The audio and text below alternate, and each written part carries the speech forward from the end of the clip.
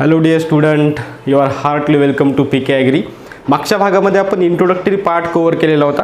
त्यामध्ये मी तुम्हाला core courses का, कॉमन कोर्सेस का हे सांगितलं होतं आणि पार्ट 2 मध्ये आपण डिटेलमध्ये बुक्स लिस्ट बघणार होतो. ठीक आहे. तर जेव्हा मी हा प्रिपेअर्ड करायला भाग घेतला, मला असं वाटलं होतं की पार्ट सेकंडमध्ये पूर्ण कव्हर होईल.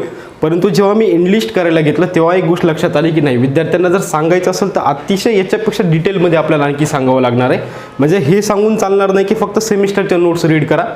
तर कुठल्या सेमिस्टरच्या नोट्स वाचायच्या, कुठल्या कोर्सवरती कॉन्सन्ट्रेट करायचं आणि हे सांगूनही चालणार नाही की फक्त हे बुक रीड करा. तर त्या बुकला कशा पद्धतीने वाचायचं हे सुद्धा मी याच्यामध्ये कव्हर करणार आहे. म्हणून याला आपल्याला पार्ट 3 सुद्धा लागणार आहे. ठीक आहे. म्हणजे आता पार्ट सेकंडमध्ये मागच्या भागामध्ये आपण ॲग्रोनॉमी हा टॉपिक कव्हर केलेला होता आणि रिमेनिंग मेजर सब्जेक्टमधले हे जे 4 आहेत हे आज इथे आपण करूयात. आणि थर्ड पार्ट जो येईल त्या थर्ड पार्टमध्ये आपण मायनर सब्जेक्ट कव्हर करूयात. ठीक आहे. इथे बघूयात आता GPB पासून रेफरन्स बुकला स्टार्ट करूयात. कारण ॲग्रोनॉमी नंतर सर्वात जास्त कोर्सेस हे तुम्हाला GPBचे आहेत. हे मागच्या याच्यामध्ये पाहिलेले आहेत. ज्या विद्यार्थ्यांनी मागचा भाग पाहिलेला नसेल पार्ट फर्स्ट, त्यांनी तो अगोदर बघा, म्हणजे त्यांना हा भाग व्यवस्थित लक्षात येईल. ठीक आहे. बघा, GPBसाठी तुम्हाला सर्वात अगोदर सेमिस्टर नोट्स रीड कराव्या लागतील. ठीक आहे. फक्त MCR लेवलवरती जर तुम्ही म्हटलात सेमिस्टर नोट्स जर वाचायच्या नसतील, याचं स्टँडर्ड असं बुक दुसरं नाही आहे. ठीक आहे. फुंदन सिंग आणि BD सिंग ते मोठे मोठे ठोकळे जर सोडले तर दुसरं भाग नाही आहे. आणि तेवढे वाचणं मला वाटतं MCRसाठी तेवढे डेप्थमध्ये वाचणं गरजेचं नाही. त्यामुळं तुम्ही GPBच्या भागाच्या बाबतीत सेमिस्टर नोट्सला फोकस करा. ठीक आहे. आता सेमिस्टर नोट्स कुठल्या कुठल्या वाचायच्या, तर तुम्हाला सेकंड सेमिस्टरला 2 कोर्सेस आहेत. मी I am talking about the 5th DIN syllabus, जो आता नवीन सिलेबस आहे त्याच्या बाबतीत बोलतोय. सेकंड सेमिस्टरला तुम्हाला 2 कोर्सेस आहेत. कशाचे? GPBचे. पहिला आहे फंडामेंटल्स ऑफ जेनेटिक्स आणि दुसरा आहे फंडामेंटल्स ऑफ क्रॉप फिजिओलॉजी. म्हणजे बघा, दोन्ही फंडामेंटल कोर्सेस आहेत. तुमचं जेनेटिक्ससुद्धा त्या नोट्समधनं कव्हर होणार आहे आणि क्रॉप फिजिओलॉजीसुद्धा कव्हर होणार आहे. ठीक आहे. त्यानंतर तुम्हाला थर्ड सेमिस्टरची नोट्स रीड करायची, ज्याच्यामध्ये तुमचं प्लांट ब्रीडिंग कव्हर होणार आहे. म्हणजे तुमचं जेनेटिक्स, फिजिओलॉजी आणि प्लांट ब्रीडिंग हे नोट्समधनं कव्हर होणार आहे. आणि माझी ॲडवाईज हीच राहील, नोट्स वाचताना व्यवस्थित वाचा. ठीक आहे. नोट्सवरनं तुम्ही परत व्हॉल्यूम सेकंडमध्ये जर रीड करायला गेला तर तुम्हाला तोच भाग आढळेल. ठीक आहे. त्यामुळे तुमच्या नोट्स जर व्यवस्थित झाल्या तर तुम्हाला व्हॉल्यूम सेकंड रीड करताना प्रॉब्लेम येणार नाही. ठीक आहे. आणि फोर्थ सेमिस्टरची मग सीड टेक्नॉलॉजीवरती सुद्धा क्वेश्चन्स येतात. पर्टिक्युलरली सीड टेकवरती कुठले क्वेश्चन आहेत? Types of seed, breeder seed, foundation, nucleus, ते जे सीड्स आहेत त्याच्यावरती क्वेश्चन्स येऊ शकतात किंवा आलेले आहेत. ठीक आहे. म्हणजे सेमिस्टरच्या बाबतीत GPBच्या तुम्ही सेकंड सेमिस्टरच्या 2 नोट्स, थर्ड सेमिस्टर आणि फोर्थ सेमिस्टर हे रीड करायचे. त्यानंतर तुम्ही व्हॉल्यूम सेकंड रीड करायला घ्यायचं. ठीक आहे. व्हॉल्यूम सेकंडमधले टॉपिक नंबर 20 to 35 एवढे इम्पॉर्टंट आहेत. ठीक आहे. एवढे टॉपिक वाचावे लागतील, पण त्यातले त्यात मोस्ट इम्पॉर्टंट कुठले मी ते तुम्हाला सांगतो. Topic number 21, 22, 23, 26 most important. तुमच्याकडून जर एवढे रीड करणं नाही झाले किंवा हे रीड करता व्हॉल्यूम सेकंड रीड करायला घेतल्याच्यानंतर पहिले अगोदर या टॉपिकवरती फोकस करा. ठीक आहे. कारण 21 नंबरचा जो टॉपिक आहे त्याच्यामध्ये त्याला पूर्ण ह्या जेनेटिक्स आणि प्लांट ब्रीडिंगचं इंट्रोडक्शन दिलेलं आहे. म्हणजे ते खूप युजफुल ठरतं. ठीक आहे. आणि 22 नंबरचा जो टॉपिक आहे व्हॉल्यूम सेकंडमधला, त्याच्यामध्ये सेलबद्दल दिलेला आहे आणि सेलवरती ऑलमोस्ट क्वेश्चन आलेले आहेत. ठीक आहे. नंतर आहे 23 नंबरचा जो टॉपिक आहे तो सेल डिव्हिजन आहे. ठीक आहे. सेल डिव्हिजनवरती 101% क्वेश्चन राहणार. याच्यामध्ये मग तुमचं मायटोसिस आणि मिओसिसचा भाग कव्हर होणार. ठीक आहे. आणि 26 नंबरचा लिंकेज आणि क्रॉसिंग ओव्हर याच्यावरती सुद्धा क्वेश्चन राहिलेले आहेत. ठीक आहे. 20 ते 35 रीड करणं गरजेचं आहे. तेवढं जर नाही झालं तर ॲटलिस्ट 21, 22, 23 आणि 26 हे मस्ट रीड करणं गरजेचं आहे. ठीक आहे. आणखी थोडासा अगोदर एक पार्ट दिलेला आहे त्यांनी, टॉपिक नंबर 6, 7 आणि 9 हे सुद्धा वाचावे लागणार आहेत. MCRचा असा एकही पेपर नाही की ज्याच्यामध्ये फोटोसिंथेसिस, रेस्पायरेशन आणि ग्रोथ हार्मोन्सवरती क्वेश्चन नाही विचारला, असा एकही भाग नाही. ठीक आहे. त्यामुळे तुम्ही टॉपिक नंबर 6, 7 आणि 9 हा सुद्धा रीड करा. 6 मध्ये फोटोसिंथेसिस आहे, 7 मध्ये रेस्पायरेशन आहे आणि 9th मध्ये ग्रोथ हार्मोन आणि ग्रोथ रेग्युलेटर्स. हे तुम्हाला प्रत्येक ग्रोथ हार्मोन्स आणि रेग्युलेटरवरती क्वेश्चन राहणार आहे. ठीक आहे. जे विद्यार्थी कंटिन्युअसली अभ्यासाच्या फ्लोमध्ये आहेत, कंटिन्यू अभ्यास करतायत, त्यांच्या लक्षात येत असेल की सरांनी किती इम्पॉर्टंट आपल्याला थोडक्यामध्ये हे माहिती सांगितलेली आहे. ठीक आहे. त्यानंतर आणखी टॉपिक नंबर 34 अँड 35 हा इम्पॉर्टंट आहे, कारण याच्यामध्ये म्युटेशन दिलेलं आहे आणि पॉलिप्लॉइडी दिलेली आहे. ठीक आहे, ते जे आहे मोनोसोमिक, नलिसोमिक, डबल मोनोसोमिक, डबल नोलिसोमिक, त्याच्यावरती ऑब्वियसली क्वेश्चन राहतात आणि म्युटेशनवरती स्पेशली म्युटेशनच्या म्युटाजिन्स एजंट जे आहेत त्याच्यावरती क्वेश्चन्स राहिलेले आहेत. Got it.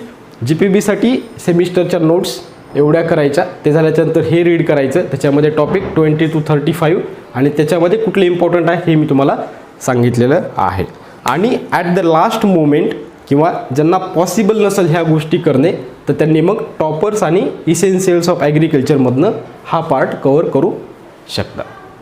ठीक आहे, परंतु मी टॉपर्सच्या हिशोबानं सांगितलेलं आहे. ज्या विद्यार्थ्यांना टॉप करायचं आणि ज्यांना राहुरीमध्ये ॲडमिशन घ्यायचं आहे त्या विद्यार्थ्यांनी ह्या माध्यमातून जाणं गरजेचं आहे.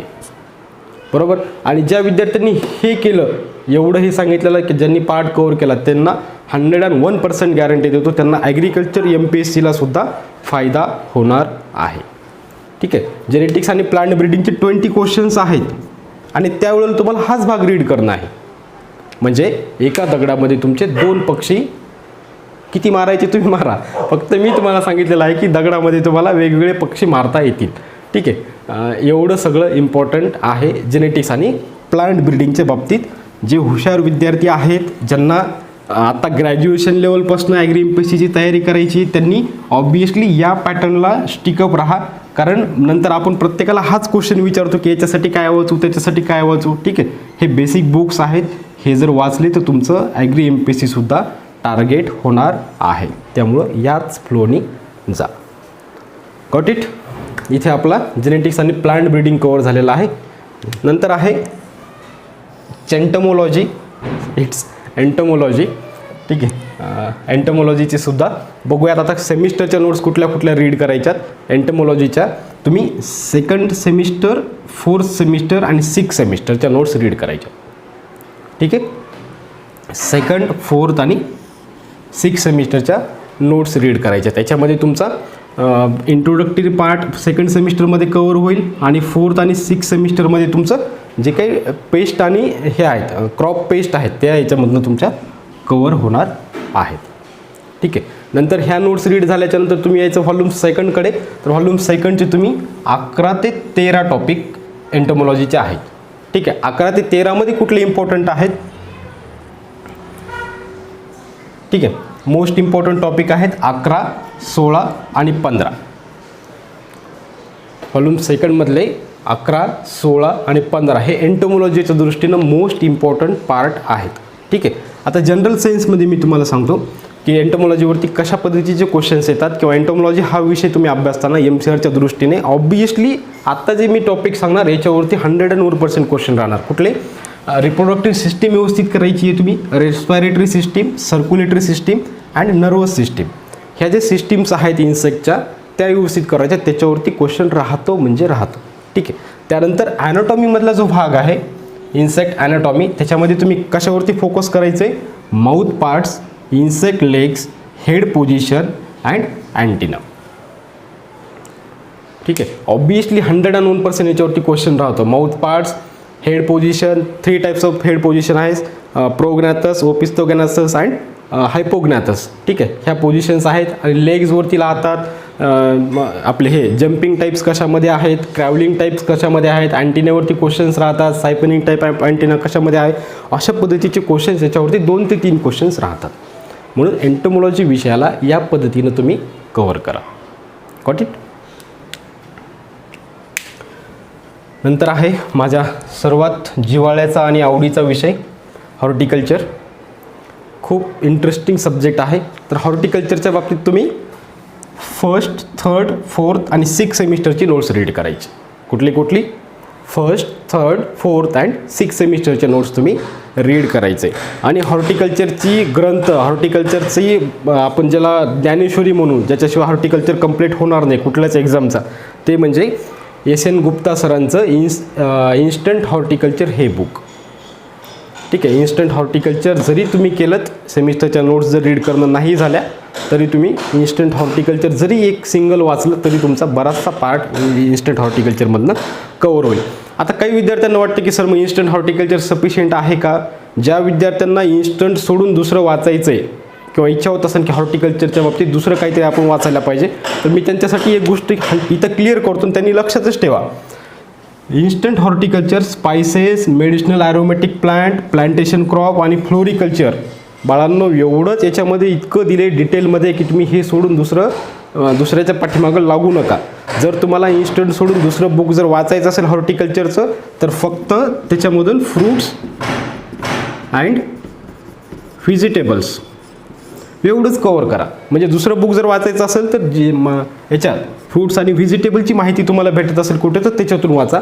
परंतु spices, medicinal aromatic plant, plantation crop, floriculture हे फक्त आणि फक्त इन्स्टंटमधून वाचा, रिपीटेड वाचा, पाठांतर करा, एकही मार्क जाणार नाही. ठीक आहे. मेडिसिनल ॲरोमॅटिकच्या प्लांटच्या बाबतीत त्याचा चार्ट दिलेला आहे त्याच्यामध्ये. तेवढा जरी केला इनफ, तुम्ही त्याचा यूज काय तेवढंही सफिशियंट होऊन जाणार आहे. What it. इथं एक बुक राहिलेलं आहे आपलं एंटोमॉलॉजीचं कव्हर करण्याचं. तर तुम्ही काय करायचं आहे, practical manuals of field and horticulture crops. Practical मॅन्युअलमधनं तुमचा खूप सारा सिलेबस कव्हर करणार आहे किंवा होणार आहे. ठीक आहे. Practical manual of field and horticulture crops तुम्ही त्याच्यामधनं कव्हर करायचं. Got it. एवढं जीव तोडून आणि एवढी डिटेल इन्फॉर्मेशन तुम्हाला कुठेही बघायला मिळणार नाही. तुम्ही व्हिडिओ जरी पाहिले, तुम्हाला फक्त असं म्हणतील की सेमिस्टरच्या नोट्स वाचा, व्हॉल्यूम 2 वाचा, व्हॉल्यूम टॉपर्स नोट्स वाचा, इसेन्शियल वाचा. अरे पण कुठल्या विषयामध्ये कुठले पेजेस इम्पॉर्टंट आहेत, कुठले टॉपिक इम्पॉर्टंट आहेत, त्याच्यावरती कशावरती फोकस करते, तुम्हाला हे सगळं याच्यामधनं ॲनालिसिस होणार आहे. ठीक आहे. आणि व्हिडिओ बनवताना मी असं बिलकुल ब्लँकली, तुम्ही प्रत्येक व्हिडिओ ऑब्झर्व करा, कधी असा ब्लँक नाही आलेलो की हां हे रीड करा असं मोगम कधीच सांगितलेलं आहे. अगोदर स्वतः मी त्याचं ॲनालिसिस केलेलं आहे, नंतर तुम्हाला ती गोष्ट मी सांगतोय. ठीक आहे. आता प्लांट पॅथॉलॉजीच्या बाबतीत काय करायचे, तुम्ही सेमिस्टर नोट्स वाचायच्या. ठीक आहे. प्लांट पॅथॉलॉजीच्या बाबतीत सेमिस्टर नोट्स. कुठली semester notes, second semester and 5th and 6th semester. Okay. Second सेमिस्टरच्या नोट्समधनं तुमचा फंडामेंटल्स ऑफ प्लांट पॅथॉलॉजी हा सिलेबस कव्हर होणार आहे. आणि 5th आणि 6th सेमिस्टरचं प्रॅक्टिकल मॅन्युअल आणि नोट्स वाचा म्हणजे वाचा. ठीक आहे. Diseases of field and horticulture crops, म्हणजे तुमच्या इथं दोन्हीही डिसीज कव्हर होत आहेत, फील्डचे पण होत आहेत आणि हॉर्टिकल्चर क्रॉपचे सुद्धा होत आहेत. म्हणून पॅथॉलॉजीला या अँगलनी कव्हर करा. ठीक आहे. हे सगळं डिटेल आहे आणि मग याचाच सारांश आपण जे म्हणतो, ह्या सगळ्या ज्या गोष्टी मी तुम्हाला सांगितल्या तेच तुमच्या टॉपर्स नोट्समध्ये दिलेलं आहे. विद्यार्थ्यांच्या चुका काय होतात मी सांगतो. विद्यार्थी सरळ फक्त ऑब्जेक्टिव्हच्या मागे लागतो. ऑब्जेक्टिव्ह न वाचता डायरेक्ट तुम्ही फाउंडेशन अगोदर कंप्लीट करा. फाउंडेशन झाल्याच्या नंतर ह्या नोट्स तुम्हाला टॉपर्स वगैरे नोट्स काहीही वाटणार नाही. आणि हे सगळं झाल्याच्या नंतर मग शेवटची रीडिंग तुम्ही टॉपर्स नोट्सवरती द्यायची. क्लिअर. या व्यतिरिक्त जर तुमचे काही डाऊट्स असतील तर ते कमेंट बॉक्समध्ये टाका. ऑब्वियसली मी त्याचं आन्सर नेहमीप्रमाणे त्याचं उत्तर देईल. इथे आपला मेजर पोर्शन्स जे आहेत, ज्याला सर्वात जास्त कोअर कोर्सेस आहेत डिग्रीला तुमच्या, ते आपण इथे कवर केलेले आहेत. इथे तुमचा मेजर पार्ट कवर झालेला आहे मेजर सब्जेक्टचा. ठीक आहे. एवढं डिटेल मला तुम्हाला सगळं सांगायचं होतं. आणि प्रत्येक विषयाचा आता रिमेनिंग आणखी 5 सब्जेक्ट राहिलेले आहेत. आता 5 सब्जेक्टचं जर परत याच व्हिडिओमध्ये जर कवर केलं असतं तर हे तुमच्यासाठी सुद्धा ऐकताना तुम्हाला हे झालं असतं, लेंदी वाटलं असतं. त्यामुळे मी सेपरेट याच्यावरती आता पार्ट 3 बनवणार आहे. ओके. पार्ट 3 मध्ये आपण मायनर सब्जेक्ट घेऊयात. राईट. आणि हा बनवताना मी सगळ्या अँगलने विचार केला होता की विद्यार्थ्याला याचा फायदा ॲग्रिकल्चर MPSCला सुद्धा व्हावा. ठीक आहे. म्हणून हे सगळे स्टँडर्ड रेफरन्स बुक, नावच मी देते वेळेस असं दिलेलं होतं, स्टँडर्ड रेफरन्स बुक. या पद्धतीने जा, तुम्हाला हमखास यश मिळेल एवढी गॅरंटी देतो. Clear. Hope so. Once again thank you so much for watching. Stay home, stay safe and stay healthy. Thank you so much.